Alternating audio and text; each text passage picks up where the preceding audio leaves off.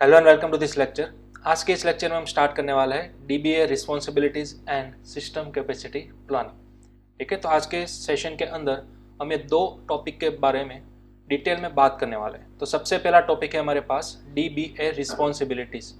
ठीक है, तो आई थिंक आप सभी को प्रीवियस लेक्चर्स के अंदर ख्याल ही होगा डीबीए का फुल फॉर्म। डीबीए का फुल फॉर्म क्या होता है? Database administrator. ठीक है, and then after second topic हम देखेंगे सिस्टम कैपेसिटी प्लानिंग। तो चलिए, सबसे पहले यहाँ पर आपको स्क्रीन पर दिखाई दे रहा होगा डीबीए रिस्पॉन्सिबिलिटीज।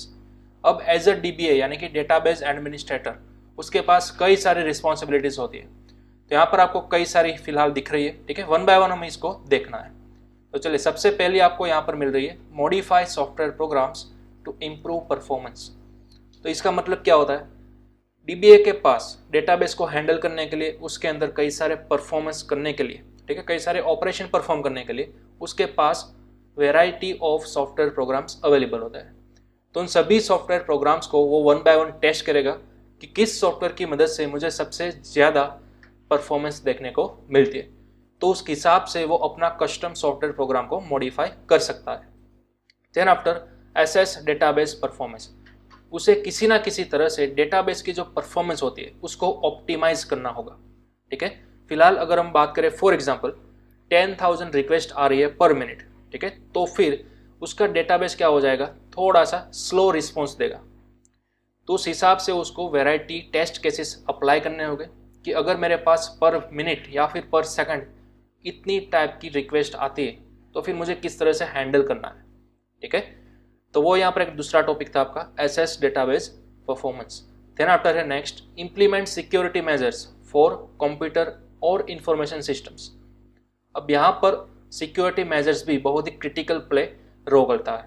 ठीक है, फॉर एग्जांपल आपने एसक्यूएल इंजेक्शन का कंसेप्ट सुना होगा, राइट? डेटाबेस के अंदर कोई भी थर्ड पार्टी यूजर या फिर आप बोल सकते हो हैकर, इंट्रूडर आ सकता है और आपकी बनाई हुई क्वेरीज को वो मॉडिफाई कर सकता है। ठीक है, उसके अंदर अपने हिसाब से ब्रूट फोर्स अटैक की मदद से स्टेप बाय स्टेप वो आपके सिक्योरिटी फीचर को टर्मिनेट कर सकता है। तो उन सभी तरह की सिक्योरिटी मेजर्स किसके अंडर आती है? डीबीए के अंडर आती है। वो उसकी एक रिस्पॉन्सिबिलिटी है कि डेटाबेस को परफेक्टली सिक्योर किस तरह रखा जाता है वो। ओके, देन आफ्टर नेक्स्ट है डेवलप कंप्यूटर और इंफॉर्मेशन सिक्योरिटी पॉलिसीज और प्रोसीजर्स। कंप्यूटर और इंफॉर्मेशन की सिक्योरिटी की जो पॉलिसी होती है, ठीक है, उसको टाइम टू टाइम अपडेट करते रहना पड़ता है। उसके अंदर किस तरह से आप प्रोसीजर करोगे, ठीक है, किस तरह की सिक्योरिटी लेवल्स आप इंप्लीमेंट करोगे, उसको भी डे टू डे उसको क्या करना रहता है? अपडेट करते रहना होता है। Then after update the computer database information. अब डेटाबेस के अंदर एक बार कोई इंफॉर्मेशन आ चुकी है, देन आफ्टर उस इंफॉर्मेशन को आप किस तरह से अपडेट कर सकोगे। या फिर सपोज आपके पास 30 डेज का डेटा अवेलेबल है, ठीक है, 30 डेज के बाद उसके अंदर 1% का भी कोई भी अपडेशन परफॉर्म नहीं हुआ, तो क्या वो डेटा आपके काम का है? या फिर आप उसको ड्रॉप कर सकते हो, रिमूव कर सकते हो। तो ये सभी चीज़ें ध्यान में रखनी होती है डीबीए को। ठीक है, then after next create databases to store electronic data. कई सारे टाइप्स के डेटा होते हैं, ठीक है, हम सभी को मालूम है। तो उन सभी को स्टोर करने के लिए उनको अलग अलग टाइप के डेटाबेस भी बनाने होते हैं, right? Then after set database parameters और स्पेसिफिकेशन। डेटाबेस के कई सारे पैरामीटर्स भी आते हैं, ठीक है, आई थिंक आपने ऑलरेडी वो सब्जेक्ट पढ़ लिया है, राइट? माई एसक्यूएल, डीबीएमएस जिसको हम बोलते थे, RDBMS, relational database management system. ठीक है, तो उसके अंदर आप ऑलरेडी देख चुके थे डेटाबेस के कई सारे पैरामीटर्स या फिर स्पेसिफिकेशंस, तो उनका भी उसको ख्याल रखना होता है। Then after develop guidelines for system implementation. उसको कुछ गाइडलाइंस भी डेवलप करनी होती है, साथ ही साथ परफॉर्मेंस मैट्रिक्स और standards related to information technology को भी ध्यान में रखना होता है। ठीक है, इसके बारे में हम डिटेल के अंदर थोड़ी देर में बात करेंगे, इंफॉर्मेशन परफॉर्मेंस मैट्रिक्स के बारे में। Then after read documents to gather technical information, coordinate software और हार्डवेयर इंस्टॉलेशन। ठीक है, हार्डवेयर के साथ उसके रिलेवेंट सॉफ्टवेयर को किस तरह से इंस्टॉल किया जाता है अलग अलग ऑपरेटिंग सिस्टम पर, वो भी इनको ख्याल रखना होता है। Develop detailed project plans. आपके पास एज अ डीबीए अगर कोई प्रोजेक्ट आता है, कोई न्यू प्रोजेक्ट के अंदर आपको इंप्लीमेंट करना स्टार्ट करना है, राइट? तो फिर आपको डिटेल के अंदर पूरा प्रोजेक्ट प्लान क्या करना होगा? स्टडी करना होगा और उसको एनालिसिस करना होगा। Then after analyse data to identify trends और रिलेशनशिप्स अमोंग वेरिएबल्स। ठीक है। अब यहाँ पर क्या है, फिलहाल इंडस्ट्री के अंदर जो भी ट्रेंड्स चल रहे हैं डिफरेंट वेरिएबल्स के अंदर उसकी कोऑर्डिनेट्स रिलेशनशिप है, ठीक है, उसको भी आपको एनालाइज करना होगा और उसमें से कोई एक पर्टिकुलर पैटर्न को आपको रिट्राइव करना होगा और उसके बेसिस पर आपको एक परफेक्ट डेटाबेस को हैंडल करना होगा। उसी तरह से नेक्स्ट टॉपिक भी लिखा हुआ है, एनालाइज मार्केट और कस्टमर रिलेटेड डेटा, ठीक है। और यहाँ पर भी आपको मार्केट को पूरी तरह से क्या करना है, एनालाइज करना है, साथ ही साथ कस्टमर रिलेटेड डेटा को भी एनालाइज करना है कि based on customer related data जो कि आपने किसी भी तरह से गैदर किया हुआ या फिर आप कस्टमर का सर्वे कराते हो, ठीक है, इंफॉर्मेशन का, उसमें से आपको डेटा मिला हुआ है, किसी ना किसी तरह से आपके पास डेटा तो होगा, तो फिर उसको आप किस तरह से एनालाइज करो ताकि इन फ्यूचर आपके कस्टमर को या फिर एंड यूजर को एक परफेक्ट प्रोडक्ट मिल सके। And at the last develop models of information और कम्युनिकेशन सिस्टम। अब यहाँ पर मॉडल्स को डेवलप करने की बात की है। मॉडल्स यानी कि एक प्री डिफाइंड स्ट्रक्चर कि अगर आपके पास वेरियस टाइप के स्ट्रक्चर्स अवेलेबल, उसमें से एक स्ट्रक्चर का यूज़ करके आप मार्केट के अंदर इम्प्लीमेंट करते हो, कोई एक्सपेरिमेंट करते हो कि क्या ये मेरा प्री डिफाइंड बनाया हुआ स्ट्रक्चर मार्केट के हिसाब से चल रहा है या नहीं, उसको बेनिफिशियल है या नहीं, ठीक है। तो उस तरह के आपको कई सारे मॉडल्स बनाने होंगे जिसको आप 1 बाय 1 एक्सपेरिमेंट करो और जो सबसे बेस्ट बेनिफिशियल मॉडल होगा उसी को आप एट द एंड इम्प्लीमेंट करो, ठीक है। तो ये सभी चीज़ एज ए रिस्पॉन्सिबिलिटीज़ के अंदर आती है DBA के पास।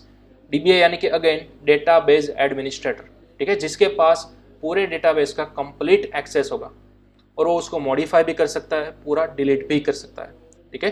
तो इसके अंदर आपको इन चीज़ों का ध्यान रखना होगा। चलिए अब आप इसका स्क्रीनशॉट ले सकते हो या फिर नोट डाउन भी कर सकते हो। चलिए अब हम नेक्स्ट आगे बढ़ेंगे। DBA रिस्पॉन्सिबिलिटीज के अंदर जूनियर DBAs भी होते हैं, ठीक है। इसका एक डिवीजन होता है, मेन सीनियर DBA यानी कि डेटाबेस एडमिनिस्ट्रेटर जो मेन हैंडल करते हैं वो, एंड देन आफ्टर उसके अंडर आते हैं जूनियर DBA। उसको 10 थिंग्स ऐसी होती है जिसको उसके बारे में पता होना चाहिए। सबसे पहला बैकअप एंड रिस्टोरेशन।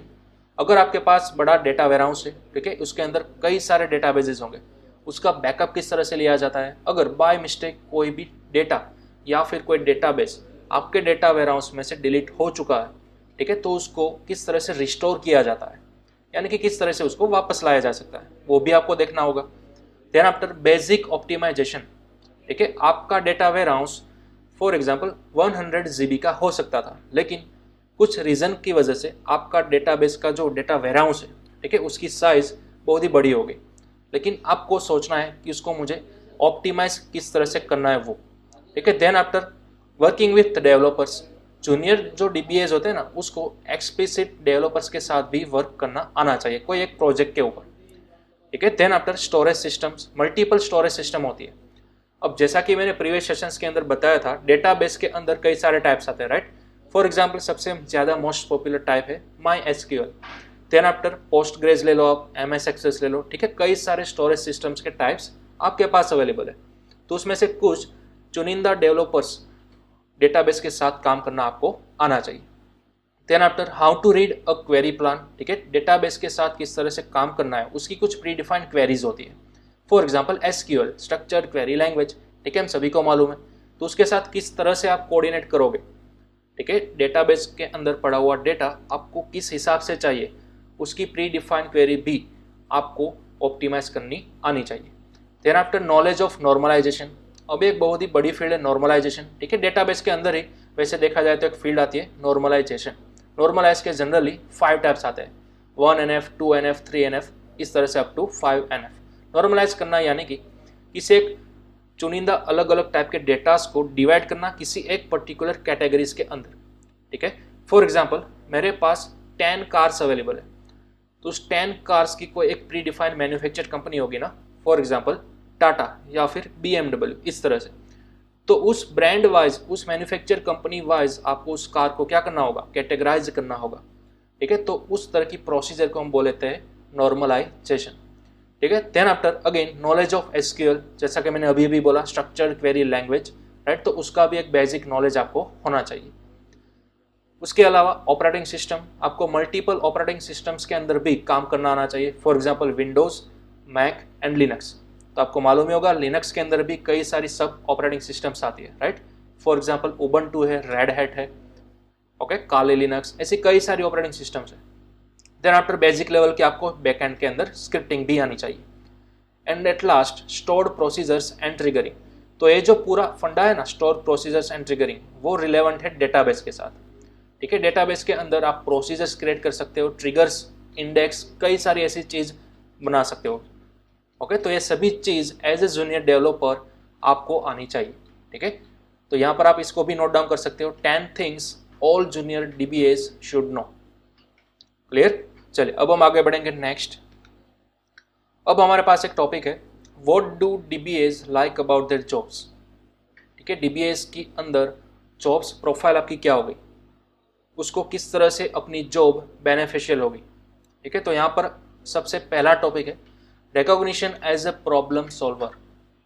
ठीक है, उसका एक रोल है, उसको किस तरह से देखेंगे लोग, एज ए प्रॉब्लम सॉल्वर की तरह। ठीक है, when data problem arise the DBA keeps a calm head and troubleshoot to root out and solve the underlying issue. ठीक है, डेटा रिलेटेड कोई भी प्रॉब्लम आए, फिर चाहे वो डेटा बेस के अंदर हो, डेटा वेयरहाउस के अंदर हो, सबसे पहले उस प्रॉब्लम को कौन सॉल्व कर सकेगा, एक डीबीए। ठीक है, तो इसका एक रोल हो गया।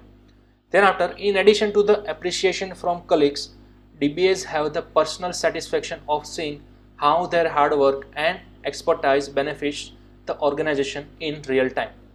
मतलब कि ऑर्गेनाइजेशन की जो भी रियल नीड थी, ठीक है, मार्केट के अंदर, उसको कौन फुलफिल कर सकता है as a backend side, only 1 person, DBA, यानी कि डेटाबेस एडमिनिस्ट्रेटर, क्योंकि उसी के पास परफेक्ट फुल्ली कंट्रोल होता है आपके डेटा वेयरहाउस का।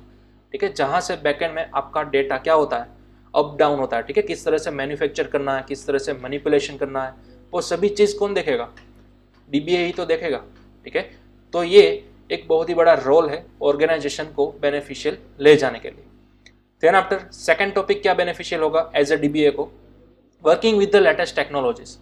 अब डीबीए का रोल कोई आसान रोल नहीं है, उसको डे टू डे अपडेटेड रहना होता है नई नई टेक्नोलॉजीज के साथ। फॉर एग्जाम्पल AI, यानी कि artificial intelligence, big data, internet of things, जिसको हम IoT भी बोलते हैं, right. Then after, database automation, DBAs, कई सारी ऐसी फील्ड्स है जिसके साथ उसको कम्युनिकेशन करता रहना होता है डेली, क्योंकि उसके अंदर day to day new features आते हैं, राइट, जिसको अपनी ऑर्गेनाइजेशन के अंदर उसको परफॉर्म करना होता है, इम्प्लीमेंट करना होता है। Okay, then after, DBAs get to explore the mind of ever more powerful computers because databases push hardware resources more intensely than anything else. ठीक है, जैसा कि मैंने अभी अभी एग्जांपल दिया था, डेटाबेस के अंदर पर मिनट या फिर पर सेकंड कितनी रिक्वेस्ट आती है, और आपका डेटाबेस क्या कैपेबल है लार्ज अमाउंट ऑफ रिक्वेस्ट को हैंडल करने के लिए। ठीक है, तो उस तरह से इस डेटाबेस को कैपेबल कौन बनाएगा, किस तरह से आप हार्डवेयर रिसोर्सेज को मोर यूज कर सकते हो। ठीक है, वो सब सोचना होता है किसको, डीबीए को। ठीक है, तो इस तरह से working with the latest technologies भी एक बड़ा की पार्ट है एज अ डीबीए की जॉब के अंदर। Next, being at the leading edge of business innovation. ठीक है, बिजनेस इनोवेशन का कोई भी फंडा हो, कोई भी टॉपिक हो, सबसे ज़्यादा बिजनेस क्रिटिकल एप्लीकेशंस किसके ऊपर बेस करती है, आपके डेटाबेस के अंदर, आपके डेटाबेस सॉफ्टवेयर के अंदर जो स्टोर किया गया है डेटा, राइट, उसी को डीबीएस क्या करता है, फ्रिक्वेंटली मॉडिफिकेशन करते हैं, उसके ऊपर ही ऑपरेशन परफॉर्म करता है, राइट। तो ये सभी चीज़ डीबीएस के अंदर ही आती है। Then after, next, being a specialist. Being a specialist यानी कि किस तरह से कंटिन्यूस डीबीए लर्निंग आपको रहना होगा, डीबीए के बारे में कंटिन्यूस आपको लर्निंग करते रहना है। ठीक है, क्योंकि डे टू डे डीबीएस के अंदर अलग अलग डेटाबेस के साथ आपको काम करना होगा, तो किस तरह से आप अलग अलग डेटाबेस के साथ काम कर सकोगे और इवन आपकी ऑर्गेनाइजेशन को बेनिफिशियल भी हो सकोगे। इसलिए कंटिन्यूस डीबीए को लर्निंग तो स्टार्ट ही रहनी होती है। ठीक है, इसके अंदर आप देख सकते हो blog post, webcast, online forums, mailing list, conference, सभी की कम्युनिटी होती है। ठीक है, उस कम्युनिटी के अंदर डीबीए को डे टू डे कम्युनिकेट करना रहता होता है। उसी तरह से नेक्स्ट है वर्किंग विथ एवरीबडी। अब ऑब्वियसली डीबीए को डे टू डे कई नए लोगों के साथ मिलना जुलना होता है। ठीक है, फास्ट और रिलायबल डेटा को डेवलप करने के लिए, उसको यूज करने के लिए। Then after, developers need to push data to and from the database. अब ऑब्वियसली डेटाबेस के अंदर उसको डेटा डालना भी होगा और उसको रिट्राइव भी करना होगा। Then after, managers need better reports to improve decisions. ठीक है, मैनेजर को एक ओवरऑल सिनारियो चाहिए, उसकी रिपोर्टिंग चाहिए कि किस तरह से मुझे डेटा को हैंडल करना है। ठीक है, vendors need to update code. अब जो डिस्ट्रीब्यूटर्स होते हैं उसको क्या करना होता है, उसके कोडिंग को अपडेट करते रहना है, राइट। तो इसलिए डीबीएस क्या करते हैं, speak with a range of individuals and develop a कीन sense of communication and people management skills. ठीक है, तो इस तरह से डीबीएस को ओवरऑल इन सभी बिजनेस पर्सन्स के साथ डे टू डे लाइफ में कम्युनिकेशन करते रहना होता है, right. Okay, next, the Prestige of being at the heart of the engine room. ठीक है, जैसा कि मैंने बोला डेवलपिंग के अंदर सबसे ज़्यादा टॉप लेवल का जो रोल होता है, ठीक है, यहाँ पर आपको लिखा गया है इंजन रूम, उसका हार्ट, तो वो बोला जाता है डीबीए को। ठीक है, क्योंकि बैकएंड के अंदर सबसे बड़ा रोल किसका होता है, डेटाबेस या फिर डेटा वेयरहाउस के अंदर, जिसको हैंडल करता है हमारा DBA. Okay, then after last, excellent career prospects and job security. अब एज ए डीबीए आपको अपनी जॉब इन फ्यूचर स्विच करने की ज़रूरत नहीं है, क्योंकि डीबीए फील्ड ही ऐसी। ठीक है, इसके साथ आपको इन फ्यूचर नई नई टेक्नोलॉजीज को यूज़ करने को मिलेगा, राइट। नए नए डेटाबेस को साथ कम्युनिकेशन करना होगा आपको, उसको सीखना होगा और उसी के अंदर आगे आप बढ़ते जाओगे और उसको प्रॉपरली ऑप्टिमाइज किस तरह से करना है, ठीक है, जिसकी मदद से आपकी बेनिफिशियल हो सके आपकी ऑर्गेनाइजेशन को। तो ये सभी चीज़ ध्यान में रखनी होती है। ठीक है, चलिए अब नेक्स्ट आते हैं हम सिस्टम कैपेसिटी प्लानिंग की तरफ। तो ये हमारा सेकंड टॉपिक है, सिस्टम कैपेसिटी प्लानिंग आप किस तरह से कर सकते हो। लेकिन सबसे पहले सिनारियो क्या है, क्योंकि हमें सिस्टम प्लानिंग करनी पड़े। ठीक है, तो पहले हम देख लेते हैं। In a greenfield operation a DBA will have a critical part to play in the planning and configuration of the new system। ठीक है, DBA will have a critical part, यानी कि उसका एक बहुत ही बड़ा इंपॉर्टेंट पार्ट है किसके अंदर, प्लानिंग और कन्फिग्रेशन ऑफ न्यू सिस्टम। अब उसको न्यू सिस्टम बनानी है डेटा वेयरहाउस के रिगार्डिंग या फिर डेटाबेस के रिगार्डिंग। ठीक है, तो उसको अपना एक नया प्लानिंग करना होगा, कॉन्फ़िगरेशन करना होगा अपनी सिस्टम के साथ।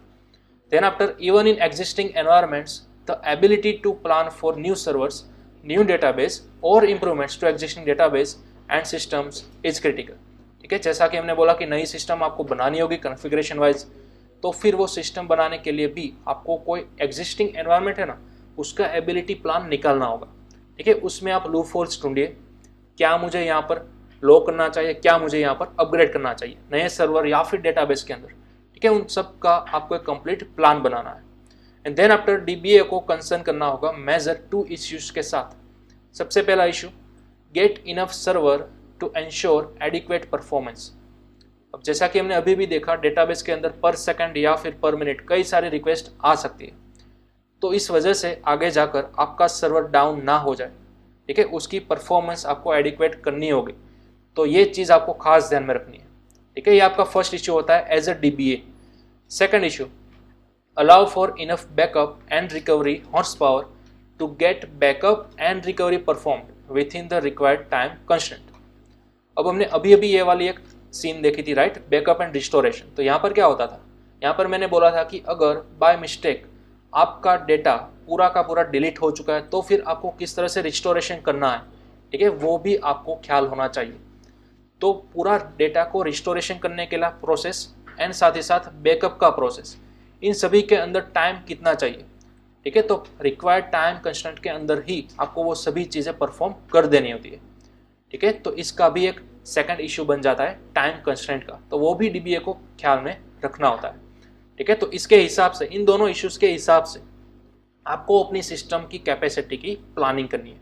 ओके, तो ये जो इश्यूज है वो आपके स्क्रीन पर है। ठीक है, इसका सबसे पहले आप स्क्रीनशॉट ले लो। देन आफ्टर अब हम देखेंगे सिस्टम कैपेसिटी प्लानिंग आखिर किस तरह से किया जाता है। चलिए नेक्स्ट, यहाँ पर आपको सबसे पहले डेफिनेशन मिलेगी ऊपर। ठीक है, कैपेसिटी प्लानिंग एग्जैक्टली होता क्या है।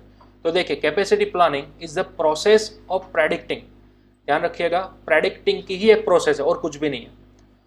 तो कब, जब future loads levels with saturates the system and determining the most cost effective way of delaying system saturation as much as possible. ठीक है, यहाँ पर क्या होता है, आपकी सिस्टम की जो सैचुरेशन लेवल है, ठीक है, उसको ज़्यादा से ज़्यादा किस तरह से लो रखा जाए, मोस्ट कॉस्ट इफेक्टिव रखा जाए, उस हिसाब से आपको कैपेसिटी की प्लानिंग करनी है। ठीक है, तो ये बहुत ही ज़्यादा इंपॉर्टेंट चीज़ है। तो इसको ध्यान में रखते हुए यहाँ पर आपके पास सिस्टमेटिक अप्रोच है कैपेसिटी प्लानिंग को किस तरह से डिसाइड करना है, या फिर उसके आप स्टेप्स भी बोल सकते हो। ठीक है, यहाँ पर steps of systematic approach to capacity planning, इस तरह से भी आप ले सकते हो। ठीक है, तो देखिए यहाँ पर आपके पास टोटल 8 स्टेप्स अलग अलग अवेलेबल है। सबसे पहला है स्टेट गोल्स, क्योंकि आपके पास एक प्री डिफाइंड गोल होना चाहिए, क्योंकि आप कैपेसिटी प्लानिंग कर रहे हो तो किस वजह से कर रहे हो। ठीक है, ऑलरेडी जो एग्जिस्टिंग प्लान था, एग्जिस्टिंग मॉडल था, उसके अंदर क्या क्या लूप होल्स थे, उसके हिसाब से आपने डिसाइड किया था कि मुझे एक नई कैपेसिटी प्लानिंग करनी है, नया सिस्टम कॉन्फ़िगर करना है। ठीक है, तो उसका एक प्रॉपर गोल भी आपके पास होना चाहिए। Then after define the system configuration, आप जिस हिसाब से कैपेसिटी प्लान कर रहे हो तो उसके अकॉर्डिंग ही आपको सिस्टम की कॉन्फ़िगरेशन पहले डिफाइन कर लेनी। Then after third step, list database services. In future आप अपने डेटा वेयरहाउस के अंदर कौन कौन सी डेटाबेस की सर्विसेज यूज़ करना चाहते हो, ठीक है, उसका एक पहले रफ प्लान बना लो। डेटाबेस रिलेटेड कई सारी सर्विसेज अवेलेबल है, उन सभी सर्विसेज को आप लिस्ट डाउन कर लो। ठीक है, इन सर्विसेज में से मुझे कौन कौन सी सर्विस सबसे ज़्यादा नेसेसरी है उसको पहले प्रायोरिटाइज कर लो। Then after fourth step, identify right metrics. ठीक है, तो ये राइट मैट्रिक्स क्या है वो भी हम देखेंगे इसके नेक्स्ट वाली स्लाइड के अंदर। Fifth, collect data. आपने कई सारी सर्विसेज एलोकेट कर दी, राइट मैट्रिक्स को चूज कर लिया, देन आफ्टर उसके अंदर से आपको डेटा रिट्राइव करना है, तो वो किस तरह से। ठीक है, तो ये भी एक बड़ा की पॉइंट बनता है। Then after analyse and model data. आपने डेटा कलेक्ट कर लिया तो उस डेटा को अब आप कैटेगराइज करो, ठीक है, नॉर्मलाइज करो, तो वो 6 स्टेप के अंदर आएगा। Then after interpret the data and results, उसका पूरा का पूरा एनालिसिस करो और जो रिपोर्टिंग बनती है, ठीक है, उसको आप इंटरप्रेट करो और उसके हिसाब से फाइनल स्टेप प्रेजेंट रिजल्ट्स। आपके पास बल्क के अंदर डेटा आ गया, पूरा एनालिसिस आ गया, तो उसको आप एंड यूजर के थ्रू किस तरह से रिप्रेजेंट करोगे विजुअली। ठीक है, फिर आप चार्ट के थ्रू भी कर सकते हो। तो उन सभी को हम कैटेगराइज करेंगे 8 नंबर के स्टेप के अंदर, जिसको हम बोलेंगे प्रेजेंट रिजल्ट्स। ठीक है, तो ये हमारे एसेंशियल स्टेप्स हो गए systematic approach of capacity planning के। ओके, चलिए अब इसका आप स्क्रीनशॉट ले लो। यहाँ पर आपको सबसे ऊपर डेफिनेशन भी मिल जाएगी यहाँ पर, और लास्ट में सिस्टमैटिक अप्रोच के स्टेप्स भी मिल जाएंगे। राइट, चलिए नेक्स्ट हम आगे बढ़ेंगे आइडेंटिफाई एप्लीकेशन मैट्रिक्स के अंदर। देखिए यहाँ पर जो हमने स्टेप्स देखे ना, उसमें से जो 4th नंबर का स्टेप है वही सबसे ज़्यादा हमारे लिए इंपॉर्टेंट है। ठीक है, तो फिलहाल मैं आपको यहीं पर फोकस करवा रहा हूँ, आइडेंटिफाई राइट मैट्रिक्स। अब देखिए यहाँ पर मैंने एक एग्जाम्पल लिया हुआ है। सबसे पहले users of business services. Business services के आपके पास कई सारे यूजर्स हो गए। ठीक है, उसके अंदर आपको देखना है business relevant transactions. For example, ATM के कैश विड्रॉल कितने हुए, राइट, कैश डिपॉजिट्स कितने हुए, फेल कितने हुए, सक्सेस कितने हुए, उन सभी का रेशियो आपको निकालना है। उसमें से IT service, for example ATM की सर्विस कई सारी होती है, उसमें से किसी एक को आप चूज करो। देन आफ्टर आईटी सर्विस के अंदर कई सारे बिल्ट इन कंपोनेंट्स होते हैं। ठीक है, for example application servers, database application, इस तरह से कई सारे वेरियस अमाउंट ऑफ कंपोनेंट्स छोटे छोटे अवेलेबल्स होते हैं, उसको आप चूज करो। And at last IT infrastructure, यानी कि आपके सर्वर का टाइप क्या है, कितना वो हैंडल कर सकता है, नेटवर्क रिलेटेड कंपोनेंट्स है, फिर चाहे वो हार्डवेयर साइड हो या फिर सॉफ्टवेयर साइड हो। ठीक है, इन सभी को आपको इंफ्रास्ट्रक्चर को ध्यान में रखना होगा। अब देखिए यहाँ पर फर्स्ट टॉपिक है talk with business and application teams to identify good set of metrics by which growth and workload of business is measured। ठीक है, कई सारे बिजनेस और एप्लीकेशन टीम के साथ आपको कम्युनिकेट करना होगा, किस लिए, अच्छे क्वालिटी के मैट्रिक्स को फाइंड करने के लिए, क्योंकि उसी मैट्रिक्स के बेस पर आप अपना ग्रोथ और वर्कलोड बढ़ा सकते हो। ठीक है, देन आफ्टर आपके पास एग्जांपल्स है। For example total ATM transaction कितने हुए, एक्टिव यूजर्स कितने हैं, total login on and online book store. ठीक है, ये सब कितने हैं वो आपको एग्जाम्पल देखना होगा। Then after next underlying database workload metrics, transactions पर सेकंड कितने हुए, यूजर्स ने कॉल कितने किए पर सेकंड। तो ये बहुत ही नेसेसरी और क्रिटिकल डेटा है, इसको भी आपको खास ध्यान में रखना होगा। ठीक है, then after CPU utilisation, memory utilisation, ये सब चीज़ भी अफेक्ट करती है। ठीक है, क्योंकि आप अगर लो लेवल के सीपीयू को यूज़ कर रहे हो, मेमोरी आपकी कितनी जा रही है, कितनी कंज्यूम हो रही है, इन सभी चीज़ों का भी आपको ध्यान रखना होता है। ओके, तो ये था एक perfect example using ATM service identify application matrix। Okay, चलिए अब इसका भी आप नोट डाउन ले लो, स्क्रीनशॉट ले सकते हो। चलिए नेक्स्ट हम आगे बढ़ते हैं कैपेसिटी प्लानिंग टूल्स के तरफ। अब हमें जो कैपेसिटी प्लानिंग करनी है वो आप वेराइटी ऑफ टूल्स की मदद से कर सकते हो। मार्केट के अंदर कई सारे टूल्स अवेलेबल है। ठीक है, a tool can help you but that's not the end of the world. For big enterprise environment a sophisticated tool is recommended which can ease your life. For example, अगर हम किसी small shops का example ले लें तो यहाँ पर आपके पास सॉफ्टवेयर अवेलेबल होता है MS Excel, ठीक है, which is a low cost solution for performance visualization, capacity planning and data analysis.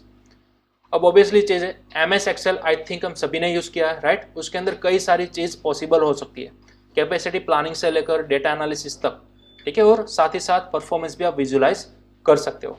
लेकिन एक स्मॉल शॉप्स के लिए अगर आपको बिग लेवल यानी कि एंटरप्राइज लेवल का सोफिस्टिकेट निकालना है, डेटा एनालिसिस करना है, तो फिर आपको उसके हिसाब से अपना कैपेसिटी प्लानिंग टूल डिसाइड करना होगा, ठीक है। तो ये प्लानिंग करने का जो टूल है वो भी एक बहुत बड़ा रोल निभा रहा है, राइट। तो ये था हमारा last capacity planning tools, okay. चलिए अब यहाँ पर आपको स्लाइड दिख रही है होमवर्क की, आपको सिर्फ 2 ही क्वेश्चन निकालने हैं। What are responsibility of DBA, right, and then after write a brief note about capacity planning, okay. तो चलिए अब हम मिलते हैं हमने नेक्स्ट लेक्चर के अंदर नए टॉपिक के साथ, ठीक है। लेकिन तब तक आपको इस सेशन में से DBA की रिस्पॉन्सिबिलिटीज क्या थी वो अच्छे से रिवाइज कर लेना है और साथ ही साथ कैपेसिटी प्लानिंग को भी रिवाइज कर लेना है, ओके।